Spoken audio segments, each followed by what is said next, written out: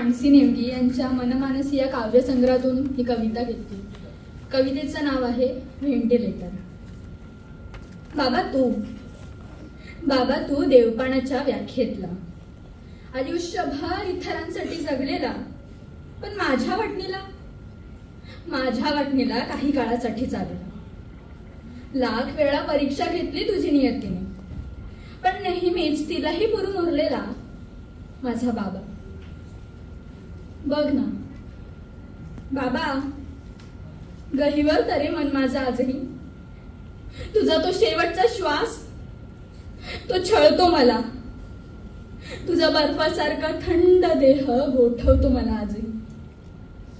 तुझा प्राण जातानाचा कटाक्ष दिसत राहतो मनाच्या आभाळात. जणू त्या डोळ्यांनी तू मला सांगत होतास, जगायचंय मला.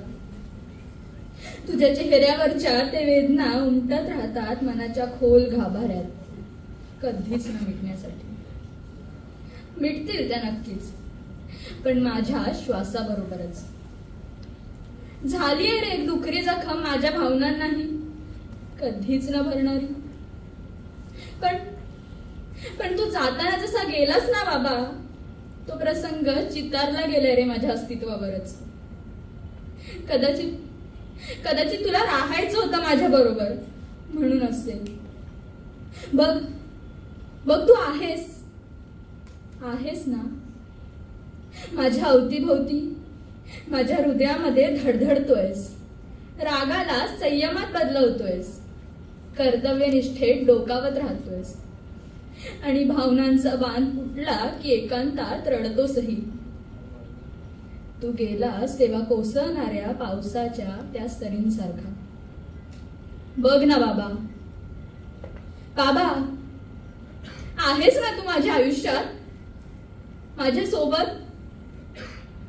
पण सांगू का, मी जगते तुझ्या आणि जगवते तुला माझ्या श्वासांसोबत.